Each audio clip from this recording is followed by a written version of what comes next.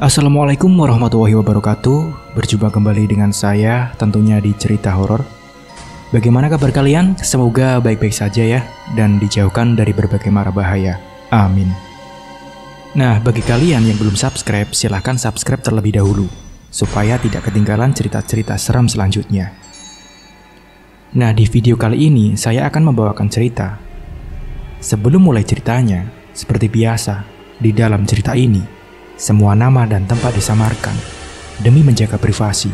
Langsung saja, seperti apa ceritanya? Simak video ini sampai habis. Daripada penasaran, tak usah kelamaan lagi, kita masuk ke ceritanya.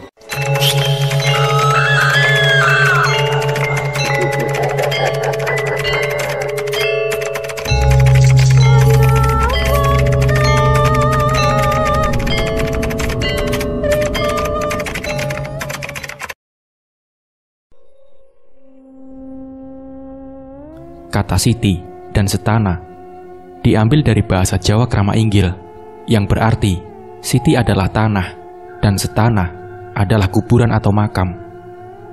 Media yang digunakan dalam sihir ini adalah tanah kuburan dan konon efeknya tak bisa terprediksi, bisa ringan dan bisa juga menjadi sangat ganas.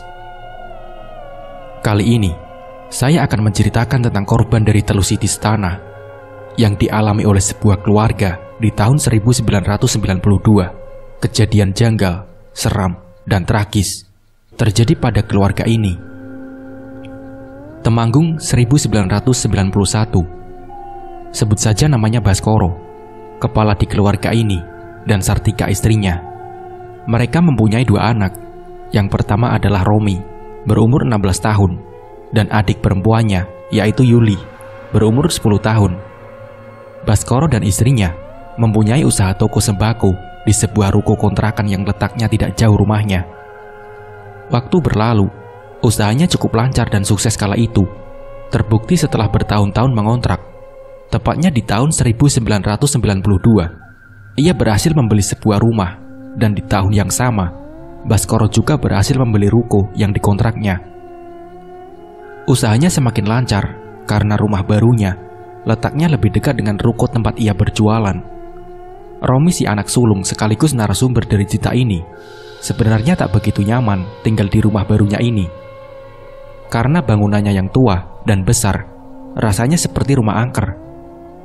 Tapi tentunya, ia tidak bisa melangkahi keputusan Baskoro ayahnya. Menurut informasi, rumah ini dibeli oleh Baskoro dari sebuah keluarga yang tengah bersengketa. Rumah ini adalah Omah Candi, atau rumah peninggalan orang tua yang hartanya sedang diperebutkan oleh anak-anaknya. Singkat cerita, tinggallah keluarga Baskoro di rumah itu. Bulan demi bulan berlalu, seiring usahanya yang kian berkembang, mulai terjadi sesuatu yang mencurigakan. Berawal di suatu malam, Baskoro, istri, dan anaknya harus terbangun karena suara gonggongan anjing di depan rumahnya. Dengan sedikit kesal, Baskoro keluar ke depan rumahnya, diikuti oleh Romi di belakangnya, dan terlihat dua ekor anjing di luar pagar yang masih terus menggonggong. Entah anjing milik siapa itu, karena memang di daerah itu banyak warga yang memelihara anjing. Dengan sedikit marah, Baskoro mengambil batu dari sebuah pot bunga di depannya dan melemparkannya ke arah anjing itu. Dan anjing itu pun berlari pergi. Baskoro dan anaknya Romi berbalik hendak masuk lagi ke dalam rumahnya. Namun langkah mereka terhenti ketika merasakan seperti ada remahan tanah yang mengotori telapak kaki mereka berdua. "Ini apa sih?" Baskoro berkata seraya mengusapkan kakinya di keset depan pintu rumahnya. Mereka berdua pun kembali masuk ke rumahnya dan ke kamarnya masing-masing.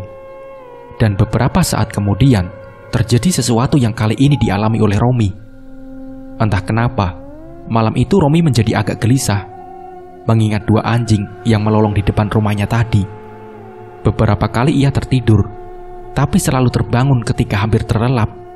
Sampai akhirnya, Romi benar-benar terlelap dan ia bermimpi.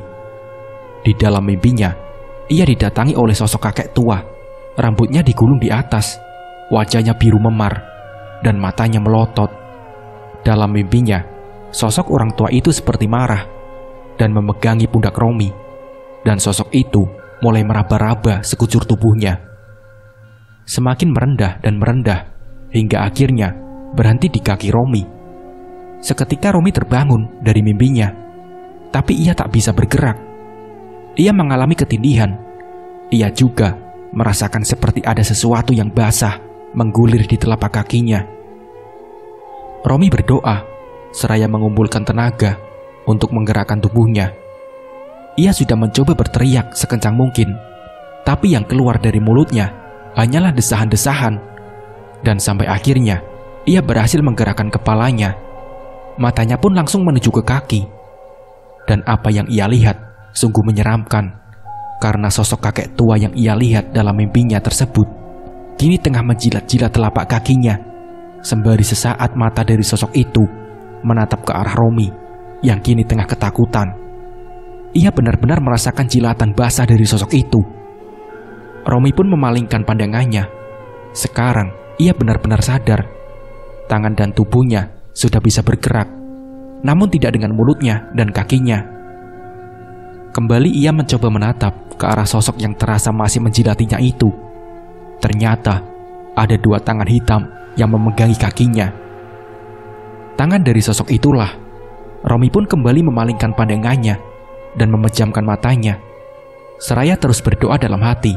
Sampai akhirnya jilatan itu tak lagi terasa.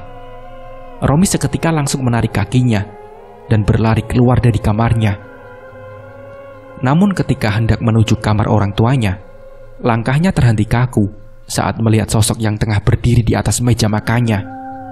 Sosoknya mirip anak lelaki kecil yang bertelanjang dada dengan kain sarung lusuh yang menyelempang di pundaknya. Sosok itu terus memandangi Romi yang ketakutan. Tubuhnya sulit untuk digerakkan. Perlahan, sosok anak kecil itu pun turun dari meja makan dan berjalan ke arah Romi, seraya mengacungkan jari telunjuknya. Sosok itu semakin mendekat. Tubuh Romi terasa lemas, dan seketika pandangannya menjadi gelap. Romi pun pingsan dan terbangun di keesokan harinya. Ibunya yang bingung mendapati anaknya tidur di lantai bertanya kepada Romi.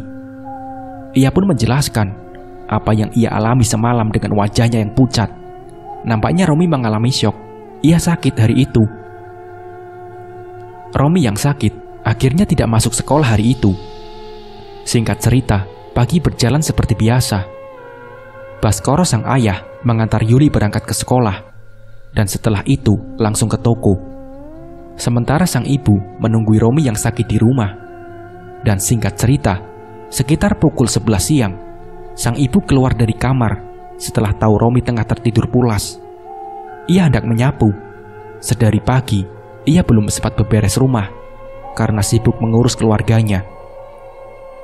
Sang ibu mulai menyapu ruangan demi ruangan. Namun ia heran ketika masuk ke kamar Romi. Di lantainya banyak ditemukan bercak-bercak tanah basah. Baunya wangi tapi agak aneh. Ia segera keluar mengambil alat pel dan hendak membersihkannya. Namun ketika ia sampai di kamar, bercak itu seketika hilang tak berbekas. Ia yang heran langsung memeriksa tangannya yang tadi sempat menyentuh bercak itu. Dan benar, masih berbekas tanah kecoklatan dan bau wangi di jari telunjuknya. Dan pada saat bersamaan, seketika tengkuknya terasa dingin, seakan ada seseorang yang meniupnya. Sang ibu langsung bergegas keluar dari ruangan itu dan menenangkan diri di dapur. Sambil meminum air putih, ia berpikir apakah gerangan yang terjadi.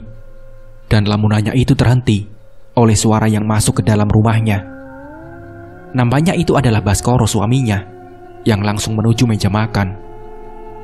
Namun beberapa saat kemudian, Baskoro memanggil Sartika, istrinya. "Bu, kesini bu. Ini nasinya kok sudah berbau ya?" kata dia dengan agak kesal.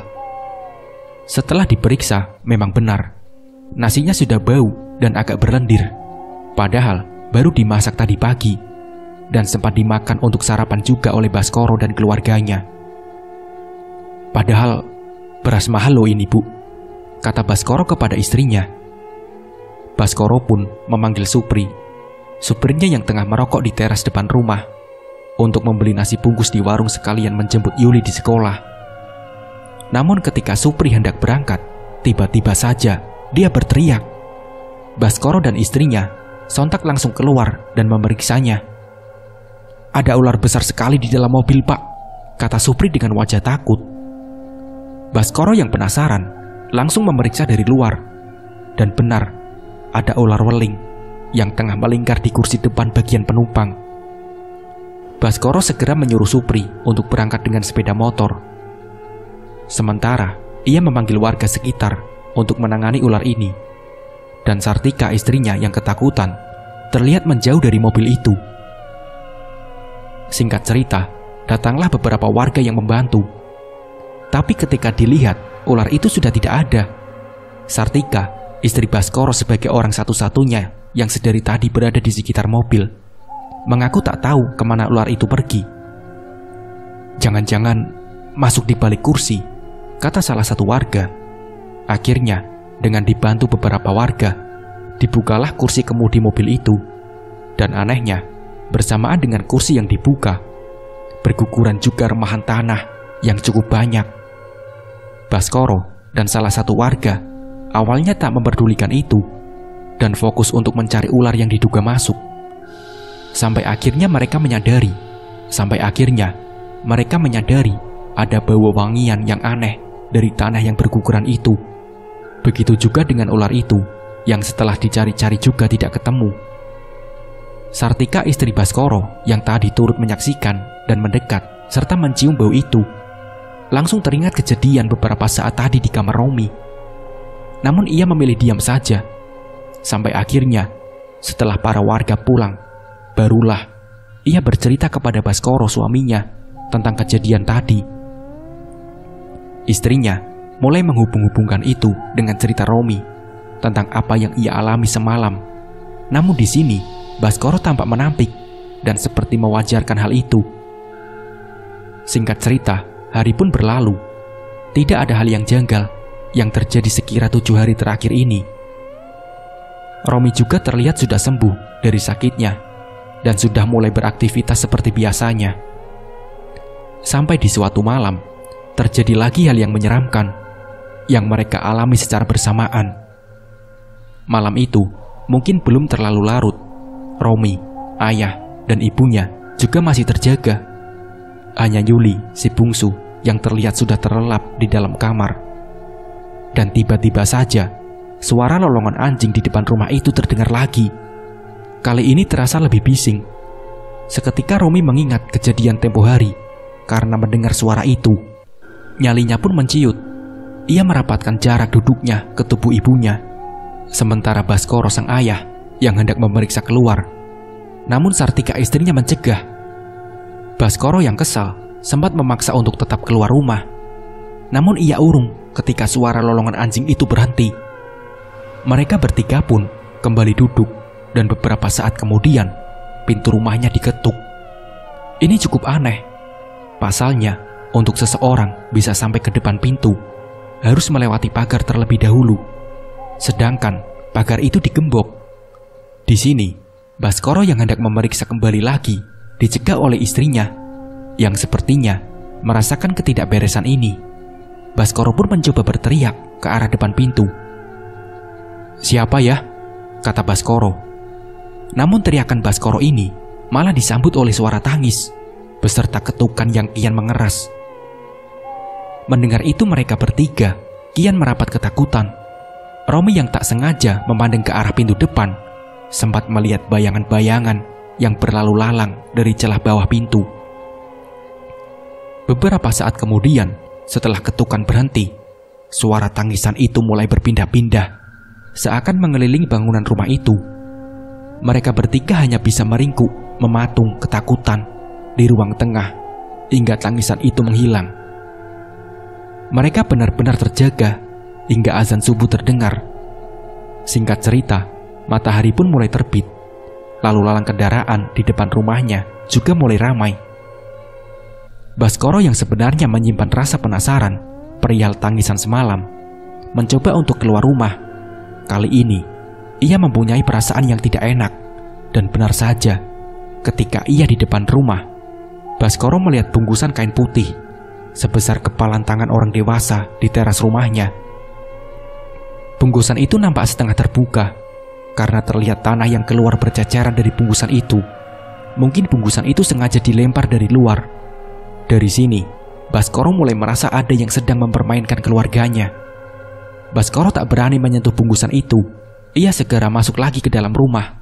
Terlihat, kini suasana yang pastinya aneh.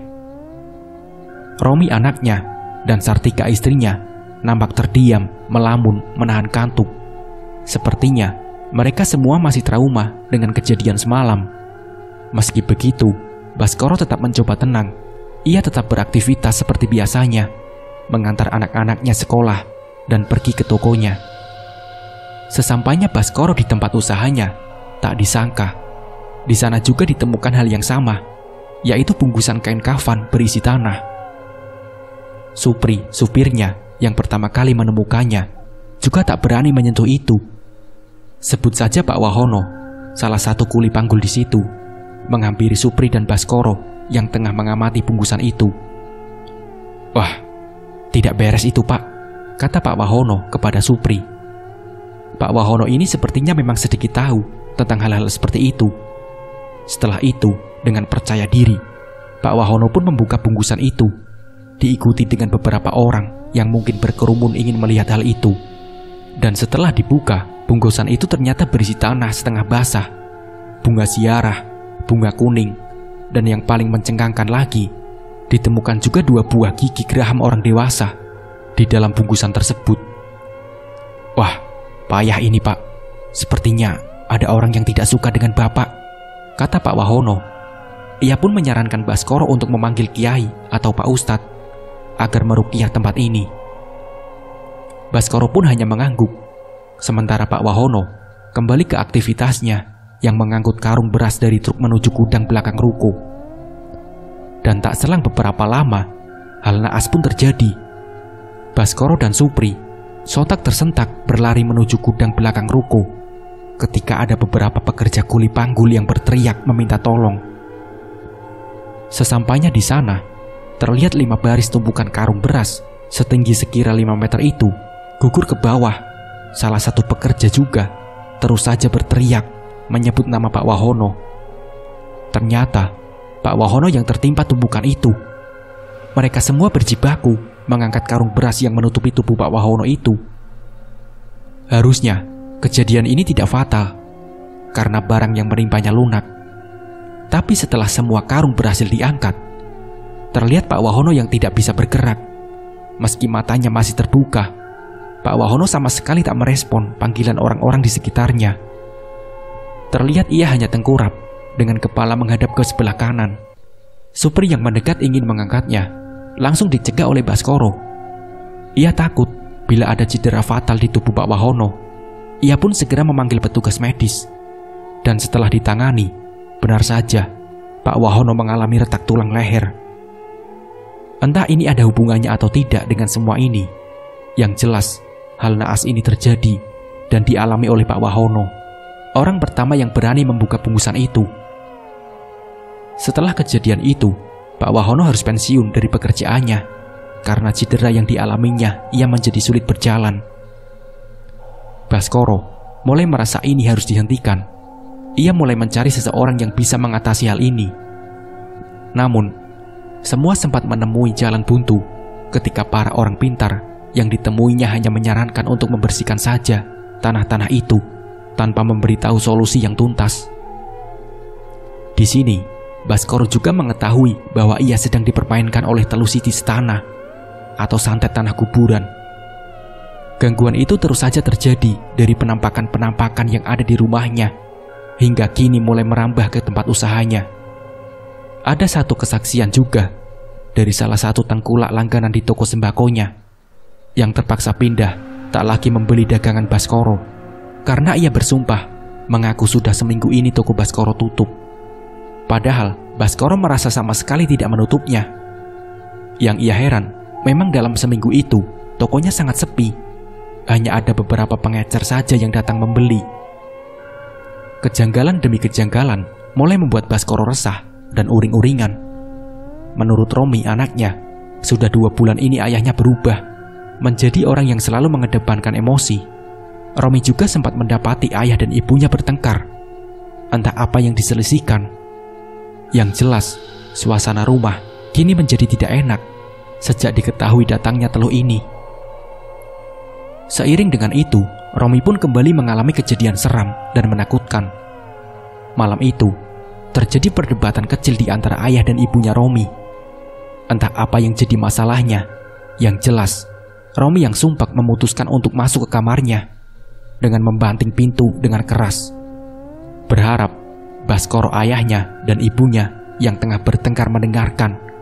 Dan itu cukup berhasil ketika mereka mendengar bantingan pintu dari Romi. Seketika mereka melirikkan suara pertengkarannya itu. Di kamar, Romi pun memutuskan untuk tidur. Dia pun mulai terlelap, tapi di tengah malam, ia harus terbangun karena perutnya terasa mulas. Namun dia takut untuk ke kamar mandi. Ia sudah mencoba menahannya, tapi sepertinya rasa itu sudah di ujung tanduk. Akhirnya, Romi mulai mengubur dalam-dalam rasa takutnya. Ia memutuskan untuk berlari kecil menuju kamar mandi, menembus gelapnya ruangan demi ruangan yang ia lalui.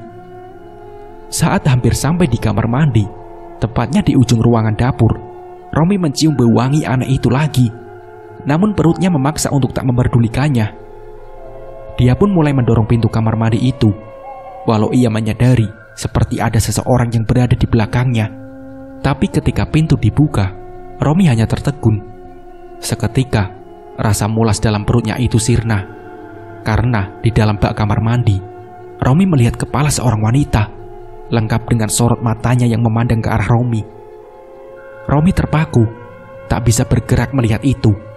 Dan perlahan, sosok itu mulai keluar dari bak mandi dan memunculkan sebagian tubuhnya. Terdengar suara pekikan dari mulutnya sambil merangkak keluar dari bak. Melihat itu, Romi dengan sekuat tenaga memundurkan langkahnya perlahan-lahan. Meski terasa berat, tapi itu berhasil menjauhkan posisinya dari kamar mandi itu. Walaupun ia harus roboh di antara ruangan tengah dan dapur karena tersandung kakinya sendiri. Pandangannya masih waspada, barangkali sosok itu masih berjalan mengejarnya. Dan benar saja, Romi kembali melihat sosok itu berjalan dengan kaku. Terlihat rambutnya yang panjang dan bajunya yang coklat lusuh. Sosok itu berjalan di depan Romi tanpa menoleh dan hilang menembus tembok dapur.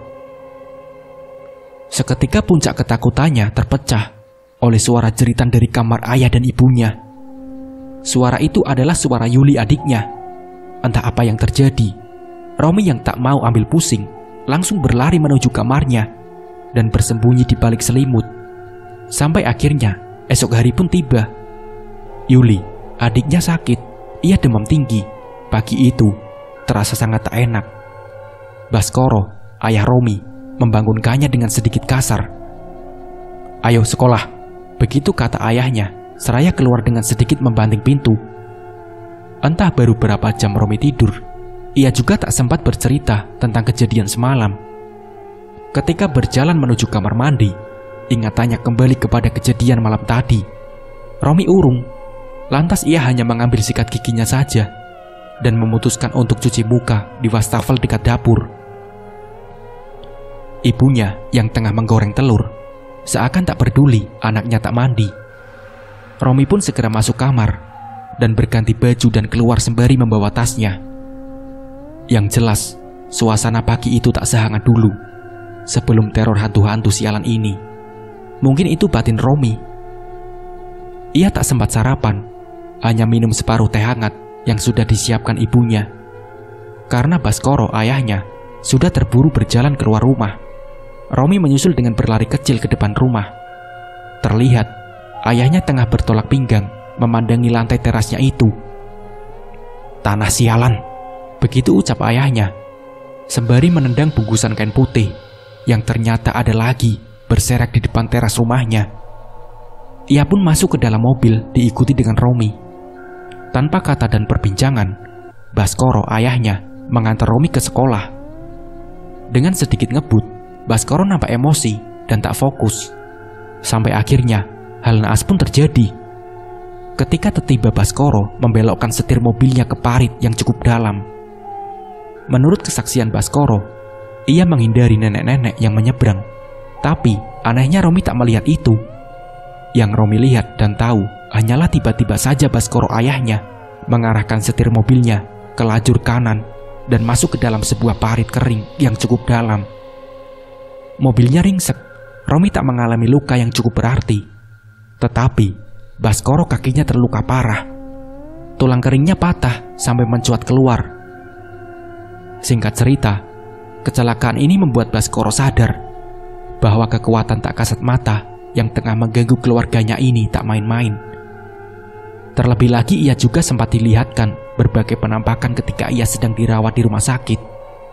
Membuatnya tidak betah dan memaksa untuk pulang. Hikmahnya di rumah, Sartika istrinya merawatnya dengan telaten, membuat suasana rumah tangganya kembali hangat. Setelah merangkai kejanggalan demi kejanggalan yang selama ini terjadi, akhirnya hal ini dapat ditangani dengan serius. Ketika ada pengasuh pondok pesantren di daerah dekat toko Baskoro, ternyata selama ini mengamati apa yang terjadi. Dengan sukarela juga, beliau beserta santri-santrinya bermujahadah dan meruqyah toko dan rumah Baskoro. Dan di sini, keluarga Baskoro melihat sendiri, ternyata Telusih Istana yang menyerang keluarganya memang tidak main-main. Karena tanah wangi yang diduga sebagai media itu ditemukan di berbagai tempat yang benar-benar tak terduga, seperti di bawah kasur Romi dan Baskoro, di kendi tempat air minum mereka, di gentong tampungan air di dapur, dan yang paling aneh adalah di Eternit langit-langit ruang tengahnya. Pak Ustadz yang menyuruh Baskoro menjebolnya sendiri dari bawah dengan tongkat, dan berguguran tanah bercampur beras kuning dan bunga kering yang cukup banyak dari lubang Eternit yang dijebol tersebut. Dan seperti biasanya, tanah itu mengeluarkan bau wangi yang aneh. Telusih Istana ini berhasil diatasi oleh Pak Ustadz yang tak bisa saya sebutkan namanya itu. Sebagai korban, tentu keluarga Baskoro ingin tahu siapa orang yang menjadi pelakunya. Tapi Pak Ustadz hanya bicara, "Itu tidak penting. Yang jelas, Tuhan tidak pernah tidur. Biarkan Tuhan yang membalas dengan caranya sendiri. Kalau saya mengatakan siapa pelaku sihir ini, sama saja saya dengan menabur benih dendam kepada panjenengan," kata Pak Ustadz sembari menunjuk Baskoro yang sedang di atas kursi roda. Begitulah santet si Istana ini berakhir. Mungkin kalau tak segera ditangani, ceritanya akan sangat berbeda, bahkan tidak menutup kemungkinan hal yang sangat buruk akan terjadi. Baskoro sempat menjalani operasi untuk kakinya sebanyak 6 kali, dan sekarang beliau dan keluarga alhamdulillah masih sehat dan bahagia. Toko sembakonya juga masih berjalan, dan kini Romi si narasumber ikut andil di dalamnya, walau mungkin ada fase pasang surut yang harus dilalui. Sekian tahun berlalu, tak dipungkiri juga sampai saat ini Baskoro, Romi, dan sekeluarga masih mempunyai dugaan-dugaan tentang siapa pengirim sihir ini.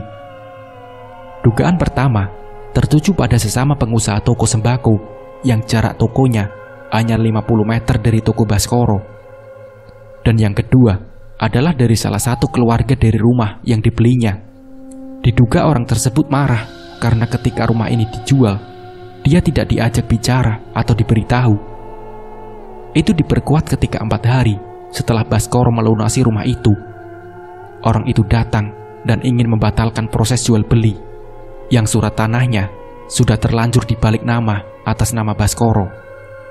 Tapi begitulah, itu cuma sebatas dugaan tentang siapa sebenarnya pengirim telur ini. Keluarga Baskoro tak tahu pasti.